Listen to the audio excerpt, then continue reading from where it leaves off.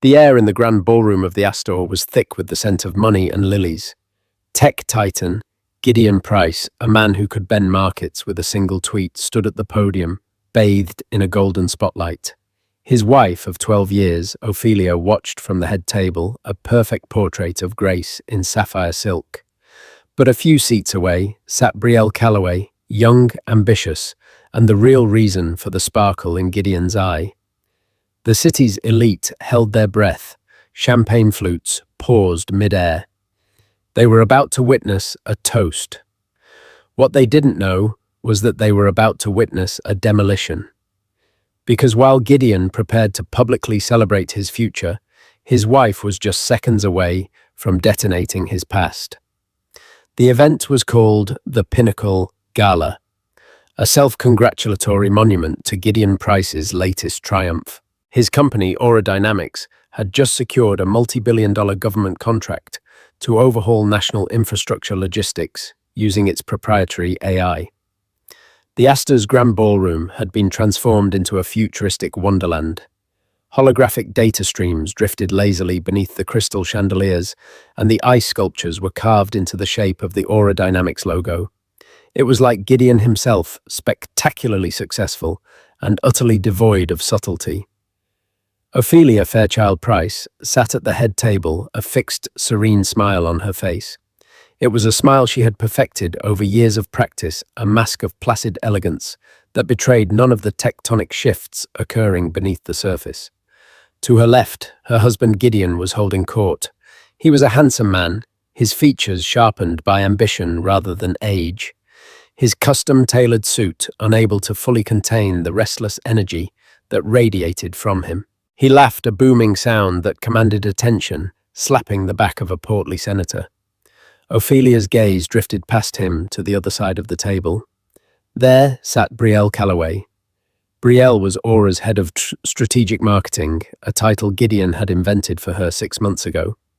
She was 28, with eyes the color of whiskey and a razor-sharp bob that framed a face of breathtaking modern beauty. She was leaning forward, her crimson dress a slash of defiance against the ballroom's cool blue lighting, listening to Gideon with an intensity that was almost devotional. She was, Ophelia knew, with the cold certainty of a final diagnosis, the other woman. It hadn't been a single dramatic discovery.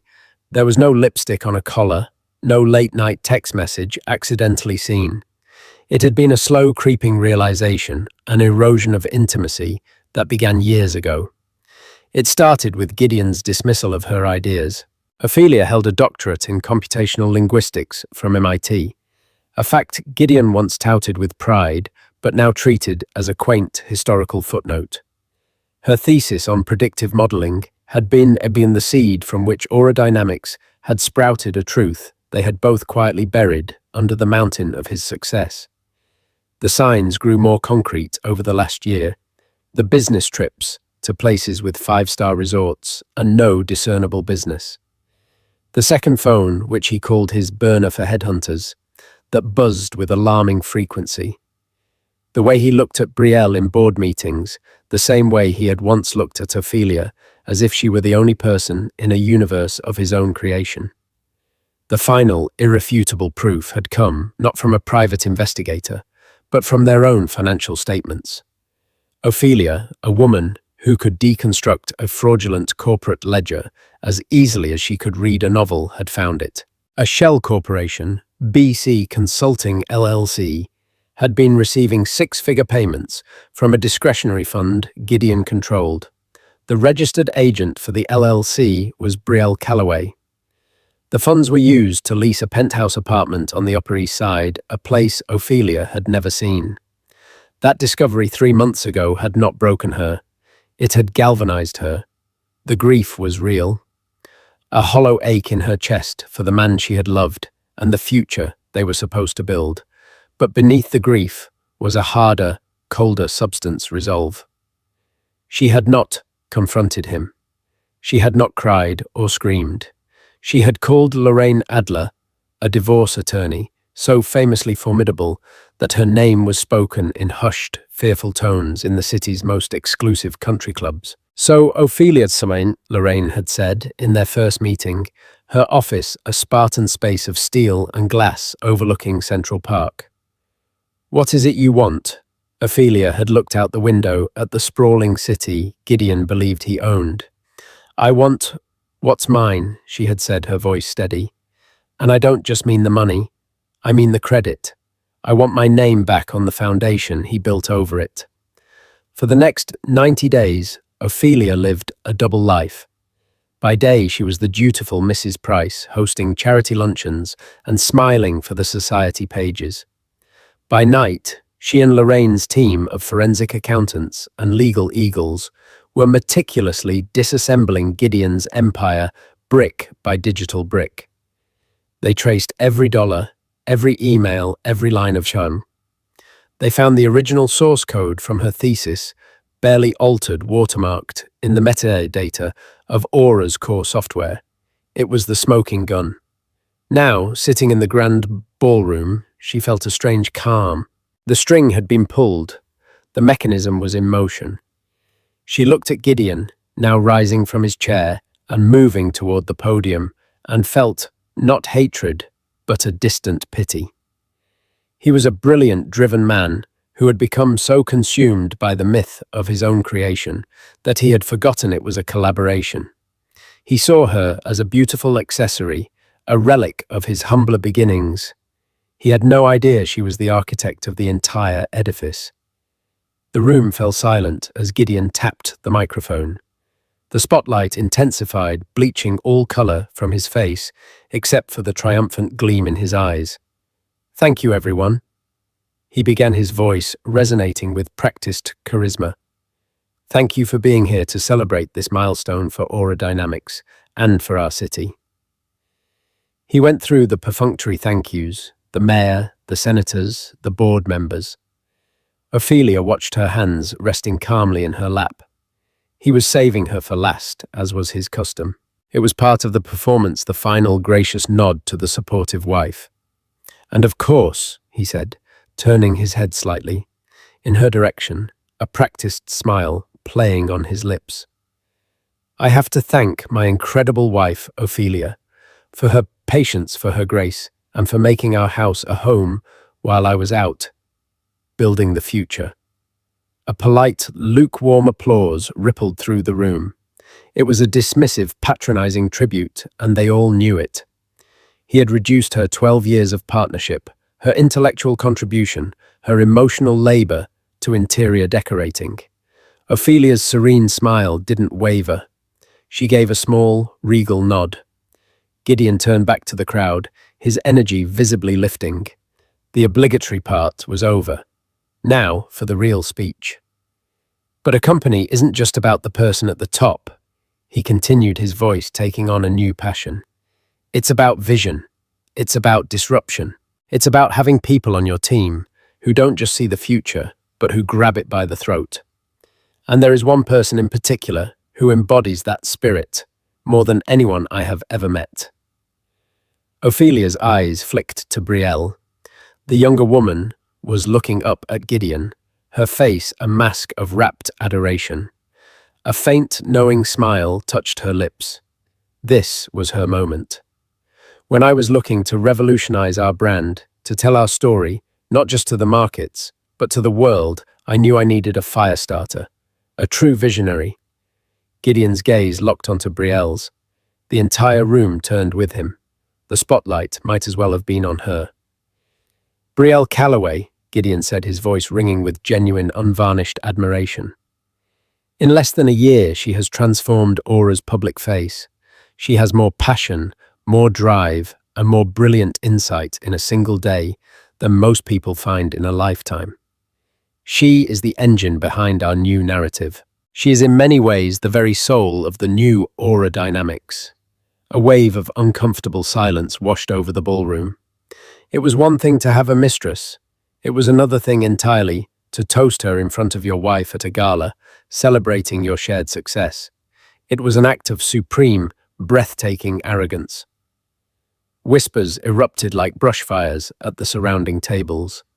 The senator beside Ophelia shifted awkwardly in his seat.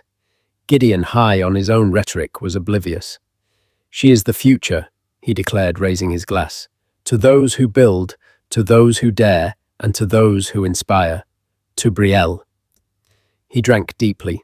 A smattering of confused, obligatory applause followed. Brielle, blushing under the intense scrutiny, raised her own glass in a small, triumphant gesture toward Gideon. Ophelia didn't move. She didn't clap. She simply watched the entire exchange, her expression unreadable. She felt the slow, steady vibration of her phone in her clutch. She glanced down. It was a single text message from a number she had memorized. Adler, ETA. 1 minute. Stage is yours. Ophelia took a deliberate, calming breath. She placed her napkin neatly on the table, stood up and smoothed down her sapphire dress. Every eye in the room, which had been darting between Gideon, Brielle, and her, was now fixed on her alone. Gideon, finally sensing the shift in the room's atmosphere, looked over at her with a flicker of annoyance. "Ophelia, what are you doing?" She didn't answer him. Her gaze was fixed on the grand entrance to the ballroom. Just as Gideon took a step toward her, a confused frown on his face, the towering oak doors swung open. But it wasn't a late-arriving guest. Framed in the doorway stood 2 men in severe dark suits, flanking a woman with silver hair cut in a sharp, intimidating bob. It was Lorraine Adler, holding a thick, leather-bound portfolio. The murmurings in the ballroom died instantly, replaced by a shocked collective intake of breath. The air crackled with a new terrifying electricity. Behind them, through the open doors, visible to everyone in the room, was the sleek black nose of a Lincoln Continental limousine pulled right up onto the manicured curb, its engine purring like a patient predator. Lorraine Adler's eyes scanned the room, bypassing the senators and CEOs, and landed directly on Gideon Price. She took a measured step forward, her heels clicking with chilling authority on the marble floor. The toast was over. The real main event was about to begin. The silence in the Astor's grand ballroom was a physical entity. It pressed in on the eardrums heavier than the most bombastic orchestral score. 200 of New York's most powerful people sat frozen, their faces a gallery of shock, confusion, and dawning rapturous delight at the unfolding drama.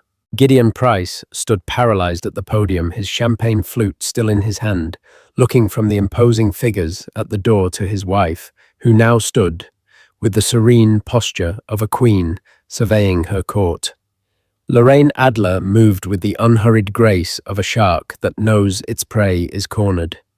Her 2 associates, broad-shouldered men with the impassive faces of federal agents, followed a half-step behind their presence, a clear message of non-negotiable seriousness. They didn't scan the crowd. Their focus was a laser beam pointed at the head table. Gideon's mind, usually a whirlwind of stock tickers and strategic acquisitions, struggled to process the scene. Lorraine Adler. Here. He knew who she was. Every billionaire in the city knew who she was. She was the woman you hired when you wanted to leave your spouse with nothing but their designer luggage. She was the woman whose name was a synonym for corporate evisceration. Why was she walking into his gala? "Ophelia," he said again, his voice a low, dangerous growl. The charismatic leader was gone, replaced by the cornered oligarch. "What is this?"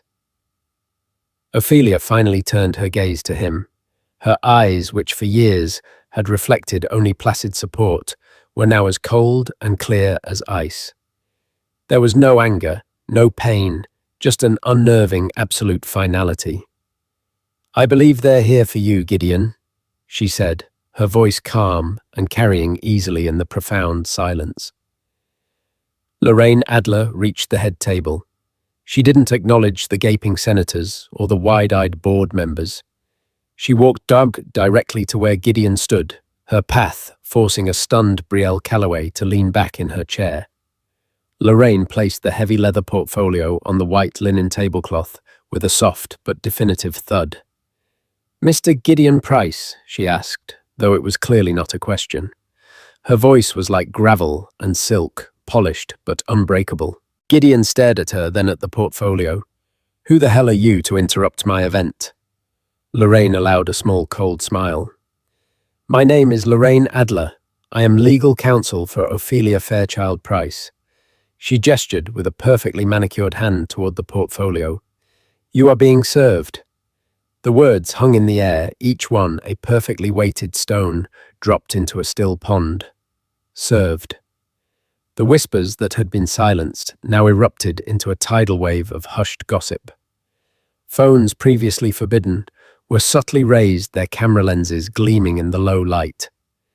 The society columnist from the New York Ledger, a woman named Beatrice Fairfax, who had been documenting the Price's perfect marriage for years, looked as though she'd just been handed the Pulitzer Prize on a silver platter. One of Lorraine's associates, a man built like a bank vault, stepped forward. With a swift, practiced motion, he unclasped the portfolio, drew out a thick stack of documents bound with a pale blue ribbon, and placed them directly in front of Gideon.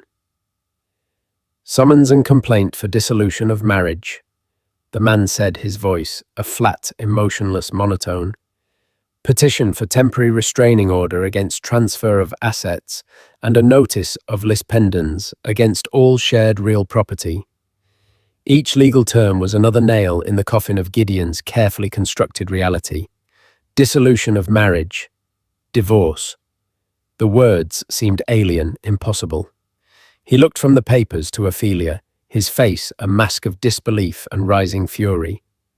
You're divorcing me, he sputtered the words, clumsy in his mouth. You're divorcing me. Here now, are you insane? I thought the venue was appropriate, Ophelia replied, her voice still unnervingly calm. You wanted to celebrate the soul of the new aura dynamics. I felt it was only fair to serve you with the consequences of that new soul, in front of the same audience. Her gaze flickered for a single devastating moment toward Brielle. The younger woman had gone pale, her whiskey-colored eyes wide with panic. The triumphant blush she had worn during Gideon's toast had vanished, replaced by the chalky pallor of a dawning, horrifying realization. She wasn't the future. She was the justification. She was the catalyst for a war she had no idea was being waged.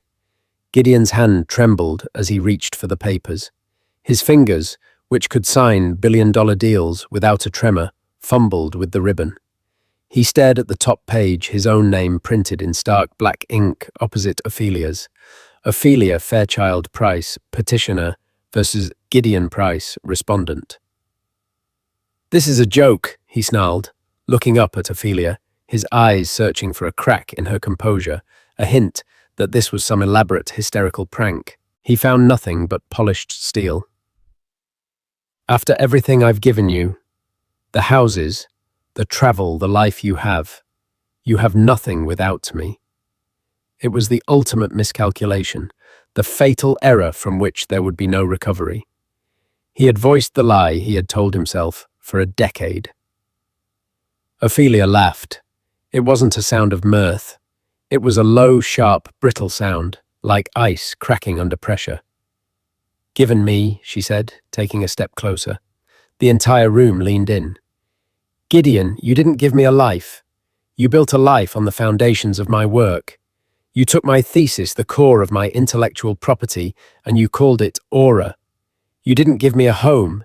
You decorated a cage with the profits from my ideas. And tonight, you stood on a stage built with that money, and you thanked me for my patience, while you lauded the woman you bought with it. Every word was precise, delivered with the clean, lethal efficiency of a surgeon's scalpel. She wasn't just airing dirty laundry. She was reading out the charges from a legal and moral indictment. The senator next to her coughed and abruptly stood up, muttering something about a prior engagement. His departure started a chain reaction. People began to discreetly, then urgently gather their belongings. The party was over. The spectacle was not. Gideon looked wildly around the room, seeing the averted eyes, the poorly concealed smirks of his rivals, the frantic texting. He saw his perfectly orchestrated evening, his monument to himself, crumbling into dust. He was no longer the master of the universe. He was a soap opera villain in a tuxedo. "You will regret this, Ophelia," he hissed, his voice low and venomous. "I will bury you. I will leave you with nothing. You have no idea who you're dealing with." Lorraine Adler stepped forward again. "Oh, I think she does Mr. Price," she interjected smoothly. "And I think it's you who is about to learn who you've been married to for the past 12 years. She gestured again to the papers. "You'll find our initial petition is quite thorough. It includes a full forensic accounting of your shared and corporate assets, including, of course, B Consulting LLC." At the mention of the shell company, Brielle made a small strangled sound. All color drained from her face. She looked at Gideon, her expression pleading, but he wasn't looking at her. He was staring at Ophelia, his face a thunderous mask of pure hatred. "Furthermore," Lorraine continued, her voice cutting through the chaos, "we have filed an emergency motion to have an independent auditor appointed to examine the intellectual property origins of the Aura Dynamics Core AI. We have extensive documentation." That was the kill shot. This wasn't about the affair anymore. This wasn't about the house in the Hamptons or the art collection. This was about the company, the foundation of his entire identity and fortune. Ophelia hadn't just come for alimony. She had come for the kingdom itself. Ophelia looked at Gideon one last time. There was nothing left to say. The performance was complete. With a poise that was breathtaking in its finality, she turned away from him, from the wreckage of the head table, and walked toward the ballroom doors. The crowd parted for her like she was Moses, and they were the Red Sea. They stared at her not with pity, but with a new grudging respect. She wasn't the spurned wife. She was a warrior. As she reached the entrance, one of Lorraine's associates held the door for her. She stepped out into the cool night air, not looking back. The black limousine was waiting its engine, a low, steady hum. The chauffeur, a man who had driven her to countless charity events, opened the door for her. She slid onto the cool leather seat. Lorraine Adler followed a moment later, getting in the opposite side. "Phase 1 complete," Lorraine said, her voice betraying the slightest hint of satisfaction. She clicked her briefcase shut. Ophelia stared out the window at the magnificent facade of the Astor, where the lights were beginning to flicker off, where inside the man who had so catastrophically underestimated her was just beginning to read the first chapter of his own ruin. She didn't feel triumphant. She didn't feel happy. She felt the quiet, hollow relief of a necessary amputation. "What's phase 2?" she asked, her voice quiet. Lorraine looked at her, a glimmer of admiration in her sharp eyes. "Phase 2, she said, is where we reclaim what's yours." The limousine pulled away from the curb, melting silently into the river of New York traffic, leaving the shambles of the Pinnacle Gala behind. The immediate aftermath inside the ballroom was pure chaos. Gideon Price, a man accustomed to being the center of gravity in any room, was now the epicenter of a social and professional earthquake. The moment Ophelia's limo disappeared, the pretense of politeness among the remaining guests evaporated.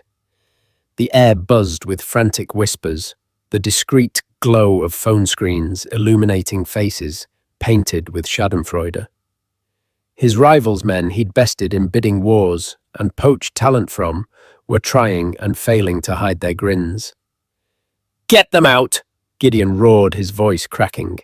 He gestured wildly at the remaining guests, the journalists, anyone who was witnessing his humiliation. His personal security team, looking bewildered, began gently but firmly ushering people toward the exits. He finally turned his volcanic rage on the one person who hadn't fled Brielle.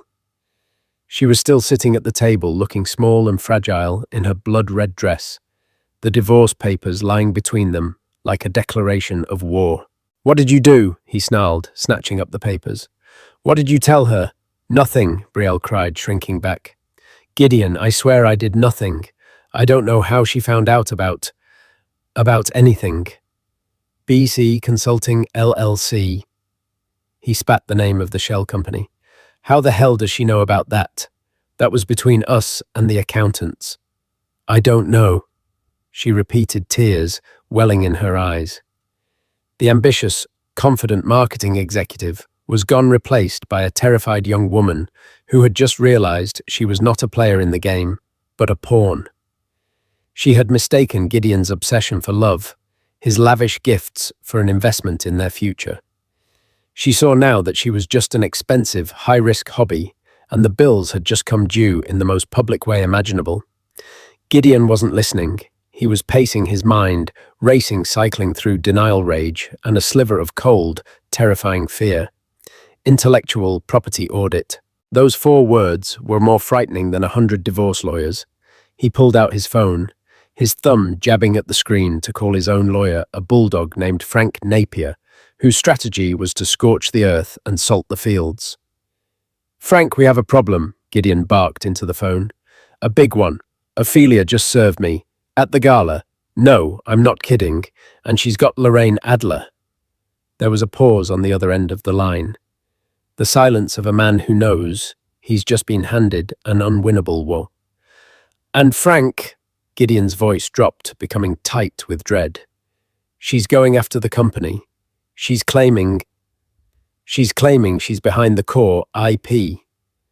While Gideon scrambled to mount a defense, Ophelia was being driven through the quiet, lamplit streets of the city.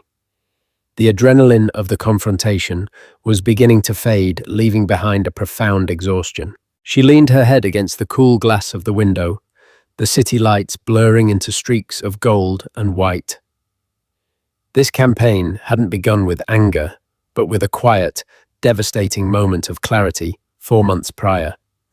It was a Tuesday night. Gideon was supposedly in Zurich for a banking conference.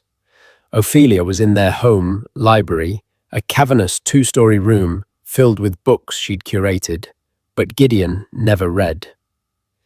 She was trying to reconcile their quarterly finances, a task she still handled because, as Gideon often joked, she was the only one smart enough to understand the accountant's gibberish. It was there she saw it. An outgoing wire transfer for $70,000 from the Jeep discretionary fund to an entity she'd never heard of, BC Consulting LLC. It was coded as market research and strategy. It was sloppy, arrogant. Gideon had become so confident in her disinterest in her role as the passive supportive wife that he hadn't even bothered to hide it well. Her first instinct was a gut punch of pure, unadulterated pain. The clichés were clichés for a reason. Her hands grew cold. The room seemed to tilt on its axis. But then something else kicked in. The part of her that Gideon had long forgotten, the MIT-trained analyst, the logician, the problem solver. She didn't cry. She opened a new encrypted spreadsheet. With methodical precision, she started digging. Using her knowledge of their financial structures, she peeled back the layers of shell companies and offshore accounts. It took her 3 days.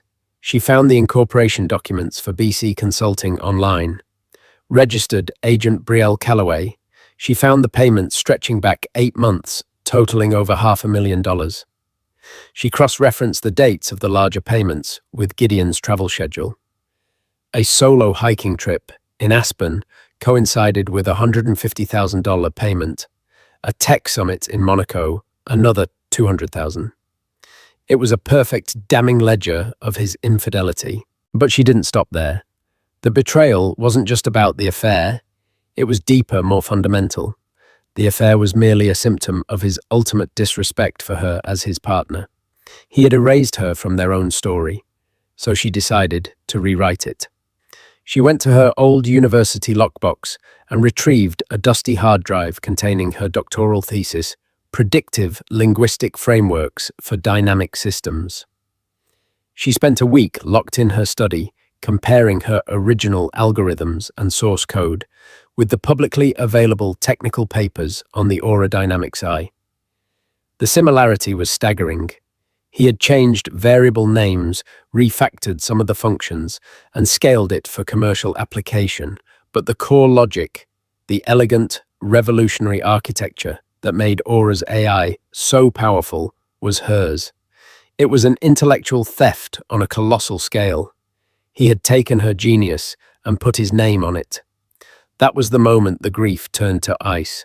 That was the moment she picked up the phone and called Lorraine Adler. "He didn't just cheat on me," Ophelia had explained in Lorraine's office, her voice devoid of emotion. "He plagiarized my life's work and built an empire on it. The affair is leverage. The intellectual property is the war." Lorraine, who had seen every kind of marital betrayal, listened with growing intensity.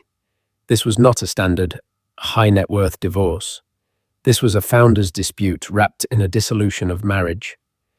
"They always get arrogant," Lorraine had mused, tapping a pen on her desk. "They think the money makes them invincible. They forget who was in the trenches with them at the beginning." The next 3 months were a masterclass in strategic preparation. While Gideon was buying Brielle jewelry and flying her to Paris, Ophelia and Lorraine's team were assembling an arsenal. They hired a white-hat hacker to perform a deep forensic analysis of Aura's code, creating a report that showed line by line the direct lineage from Ophelia's thesis. They found early-stage emails from 12 years ago on a dormant server Ophelia still had access to, where she explained the concepts to Gideon, who clearly struggled to grasp the advanced mathematics. They also found an unlikely ally, Robert Finch, the chief financial officer of Aura Dynamics. He was a quiet, meticulous man in his late 50s, one of the first people Gideon had hired. He had always treated Ophelia with a profound respect that bordered on reverence. Lorraine's investigators discovered that Finch had repeatedly raised concerns with Gideon about the unorthodox payments to BC Consulting and had been summarily shut down. Lorraine arranged a discreet meeting with him. "Mr. Finch." Lorraine began sitting opposite him in a quiet coffee shop in a different borough. "You know why I've asked to meet you? You know what's happening?" Robert Finch looked her mired. "I suspected this day would come. I've known Gideon for 15 years. I watched him change. The money. It corroded him. Did you know where the original idea for the Aura AI came from?" Ophelia, who was also present, asked him quietly. Finch looked at her, his expression pained. "Mrs. Price, Ophelia. Yes, I was there in the beginning. I remember when he came to me with your thesis, said he was going to commercialize it. I never knew. He didn't credit you or structure a partnership. I just assumed." "You assumed he was an honorable man," Ophelia finished for him. "So did I. He's going to destroy the company fighting this." Finch said his loyalty to the business he helped build, warring with his conscience. "No," Ophelia stated firmly. "He is. I'm not. I don't want to destroy Aura Dynamics. I want to save it from him.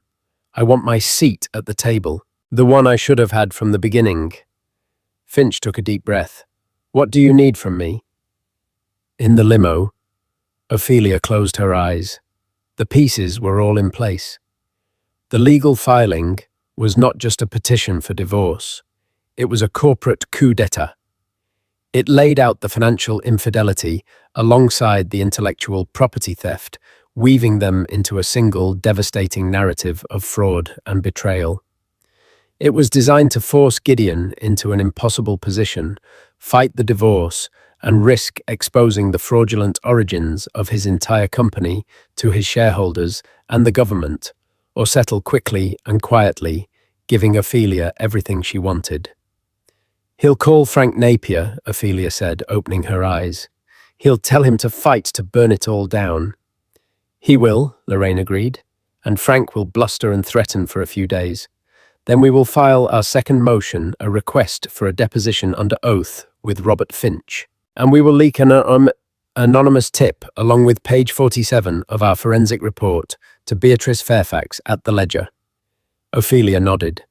Page 47 was the most damning piece of the code comparison, a side-by-side view so obvious a layman could understand it. The limousine pulled up to a discreet luxury hotel where Ophelia had already checked in under her maiden name Fairchild. Her life at the palatial townhouse she shared with Gideon was over. As she stepped out of the car, she felt a pang of loss for the home she had made, for the life she had once believed in. But it was fleeting.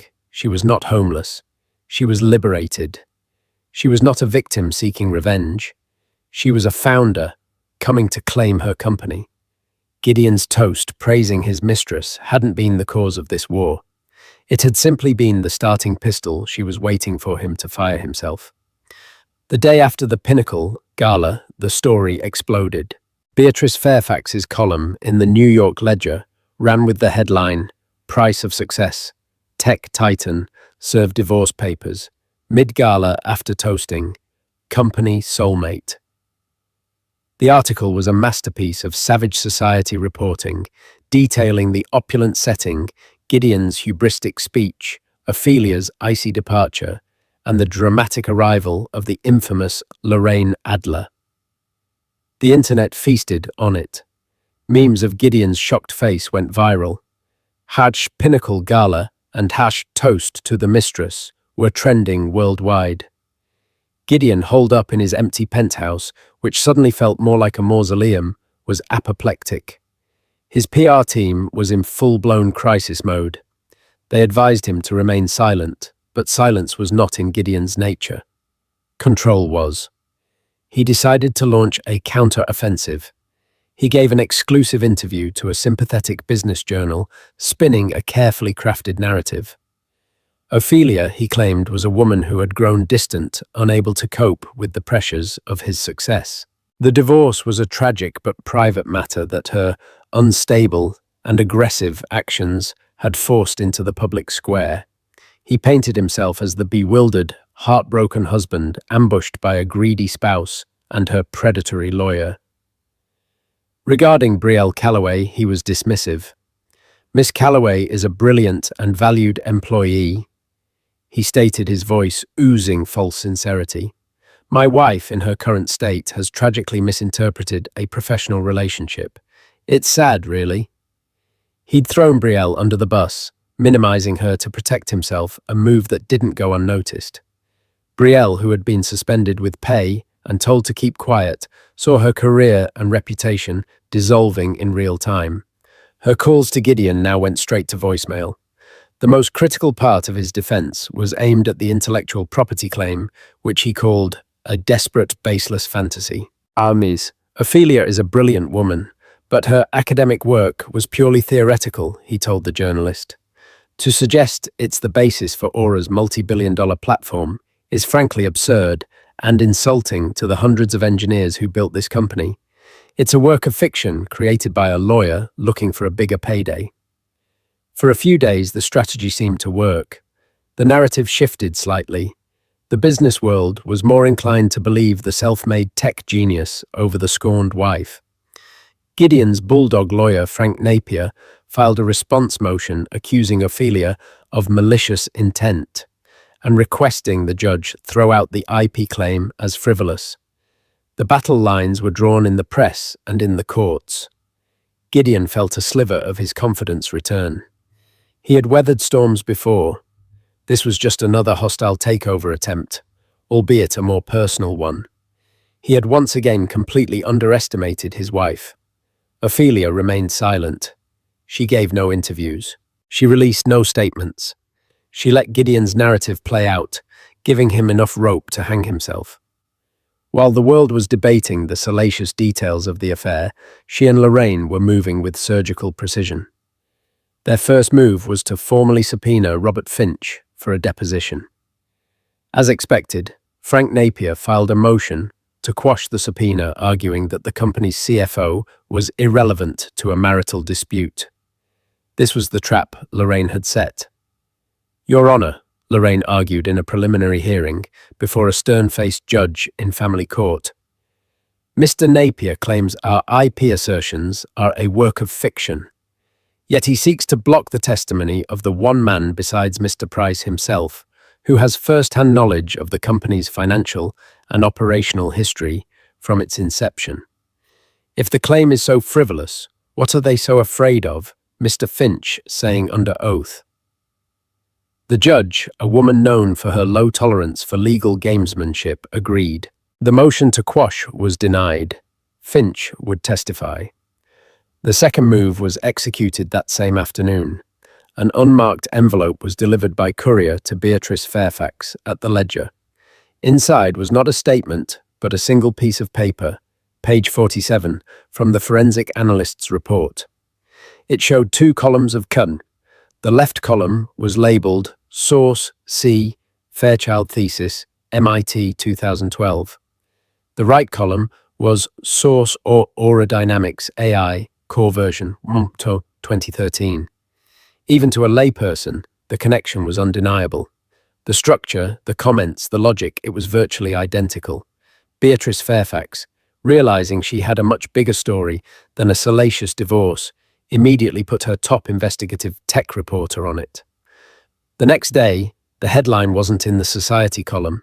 It was on the front page of the business section. Aura of deceit, leaked document suggests tech giant's core IP may be based on founder's wife's academic work. The story was a bombshell. It wasn't about cheating anymore. It was about potential large-scale corporate fraud. The stock market reacted instantly. Aura Dynamics' stock, which had wobbled after the initial news, now plummeted. It dropped 50% in the first hour of trading, wiping out over $2 billion of market value. The board of directors, who had been content to let Gideon handle his domestic issue, were suddenly calling emergency meetings. Shareholders were panicking. The government agency that had awarded Aura the massive infrastructure contract announced it was monitoring the situation closely and reviewing the integrity of our procurement process. Gideon was trapped in a nightmare. His attempt to control the narrative had backfired spectacularly. By publicly denying the IP claim so vehemently, he had made the leak of page 47 10 times more damaging. He had called Ophelia a liar, and she had responded with cold, hard proof. He called an emergency meeting with Frank Napier and his legal team. The mood in the conference room was grim. "This is a disaster," Gideon seethed, throwing the newspaper onto the polished mahogany table. "How did they get this? Who is leaking?" "It doesn't matter how they got it, Gideon," Frank said, his usual bluster gone. "What matters is if it's true. Is that her code?" Gideon hesitated, a flicker of panic in his eyes. "It's adapted. It's inspired by maybe. But we built on it. We scaled it. We made it what it is." "That's not what the code says," Frank countered. "And that's not what Robert Finch is going to say in his deposition, is he?" The room fell silent. They all knew the answer. Robert Finch's conscience, combined with a legal subpoena, was a weapon of mass destruction aimed directly at Gideon. The pressure was mounting from all sides. The board issued a formal statement that they were forming a special committee to conduct a full independent review of the company's intellectual property origins. It was a vote of no confidence wrapped in polite corporate language. They were distancing themselves from him. Meanwhile, Ophelia made her next move. Through Lorraine, she proposed a settlement. It was bold, audacious, and utterly brilliant. She didn't ask for half his money. She asked for something far more valuable. The terms were simple. 1. 30% of Gideon's personal shares in Aura Dynamics to be transferred to her immediately. This would make her the second largest individual shareholder. 2. A permanent seat on the board of directors. 3. A public statement from Gideon and the board acknowledging her foundational contribution to the Aura and the official renaming of the core technology to the Fairchild Price predictive engine. A cash settlement of $50 million for her share of the marital assets. A figure that was almost insultingly low, designed to show this was never about the money. Frank Napier read the terms and actually laughed. "She's insane. He'll never agree to this. Giving her a board seat, renaming the tech. It's professional suicide." "Is it?" Lorraine responded coolly over the phone. "Or is it the only thing that will save his company?" The board is terrified. The shareholders are in revolt. The government is about to pull the biggest contract in your history. Ophelia is offering them a way out. A story of redemption. The brilliant, overlooked co-founder steps in to right the ship and restore integrity. She's not the woman who destroyed Aura Dynamics. She's the only woman who can save it. Present it to your client Frank and to the board. They're the ones who have the most to lose. Gideon was cornered. Fighting meant discovery depositions and the almost certain public testimony of Robert Finch, which would expose him as a fraud. The SEC would get involved. Lawsuits from shareholders would bury the company. He would lose everything. Settling on Ophelia's terms was a humiliation of a different kind. It was a public admission that he was a liar. It was ceding power to the woman he had dismissed and betrayed. He would have to sit across from her in board meetings for the rest of his life, a constant reminder of his downfall. His empire was burning down around him, and Ophelia wasn't holding a torch. She was holding a fire extinguisher, and the price of using it was his crown. The emergency board meeting of Aura Dynamics was held not in their gleaming corporate headquarters, but in the neutral, tomb-like conference room of a high-powered law firm. The air was frigid, both literally and figuratively. The 10 board members, a collection of venture capitalists, industry veterans, and one retired general, sat around a massive granite table, their faces grim. Gideon sat at the head of the table, but he no longer commanded it. He was a king presiding over his own abdication. Frank Napier, looking haggard, presented Ophelia's settlement offer. He tried to frame it as an outrageous act of extortion, but the board members were not fools. They had seen the stock ticker. They had fielded panicked calls from institutional investors. They had read the Aura of Deceit article and knew that the leak of page 47 was just the beginning. "This is unacceptable," Gideon blustered, trying to summon his old authority. "Giving her a board seat is tantamount to letting the enemy through the gates." It was then that an elderly, respected board member named Philip Kahn, a man who had backed Gideon from the start, spoke up. His voice was quiet, but it cut through Gideon's rage like a razor. "The enemy, Gideon, is not Ophelia," Philip said, looking at him with deep disappointment. "The enemy is the lie we're now trying to contain. Did you or did you not build this company on her uncredited work?" Gideon stared at him, his mouth opening and closing. The directness of the question in this public forum had shattered his last line of defense. "It's complicated," he stammered. "No, it's not," Philip countered. "Either you did or you didn't. And everything I'm seeing suggests you did. This settlement offer isn't an act of war. It's a lifeline. She's offering us a new narrative, a way to spin this disaster into a story of correction and justice. A story that saves the government contract and stabilizes the stock. She's giving us a way to save the company from you." The final 3 words hung in the air. From you. The betrayal was complete. His own board, the men and women he had made rich, were turning on him. They were choosing the company over its creator. The vote was a mere formality. It was 10-1. They accepted Ophelia's terms. Frank Napier was instructed to draw up the papers. Gideon sat in stunned silence, the architect of a shining city, now watching it being signed over to another ruler. A week later, the final meeting took place in Lorraine Adler's sterile, imposing office. It was the first time Gideon and Ophelia had been in the same room since the gala. Gideon was flanked by Frank Napier. Ophelia sat beside Lorraine, her posture erect, her expression unreadable. The room was filled with stacks of documents, the transfer of stocks, the legal agreements, the public statement to be released. Gideon signed each document with a stiff, angry scrawl. His signature, once a symbol of his power, was now an instrument of his surrender. When the last paper was signed, Lorraine and Frank began gathering their respective copies, their professional duty done. For a moment, Ophelia and Gideon were left in a bubble of silence. "Are you happy now?" Gideon said, his voice a low, bitter rasp. "You've ruined me." Ophelia looked at him, and for the first time she allowed a flicker of her true feelings to show. It wasn't triumph or glee. It was a profound, weary sadness. "You don't get it even now," she said softly. "I never wanted to ruin you, Gideon. I wanted you to see me, to respect me, to acknowledge what we built together. You were so busy building your own myth that you erased me from it. You erased us." She paused, letting the words sink in. "This wasn't about revenge. This was a course correction. You think I've ruined you? No.